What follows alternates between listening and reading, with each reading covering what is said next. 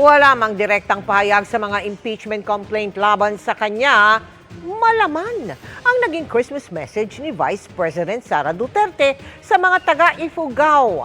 Taliwas sa diwa ng Kapaskuhan, hindi raw siya magpapatawad. Nakatutok si Marisol Abduraman. Sa gitna ng mga impeachment complaints laban kay Vice President Sara Duterte at sa mainit na alitan sa pagitan ng Bise at Administrasyong Marcos dahil sa sinasabi niyang panggigipit daw sa kanya, nag-ikot si VP Sara sa iba't ibang lugar sa bansa bilang bahagi ng anibersaryo ng OVP. Sa Ifugao, nagbigay ng mensahe ang Bise tungkol sa diwa ng Pasko. Ang Pasko po ay panahon ng pagpapatawad, pagmamahalan at pagbibigay. Lagi ko pong sinasabi na depende po yan sa tao.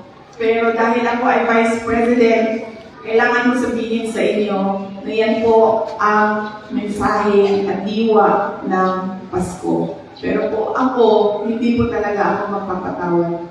Walang direktang tinukoy ang Bise pero sabi niya, nasa sa inyo na yan. Kung magpapatawad kayo, ay iba-iba naman ang tao eh. Diba? Meron sa atin mabilis magpatawad, meron sa atin matagal, at meron sa atin dinadala na talaga sa hukay at galit.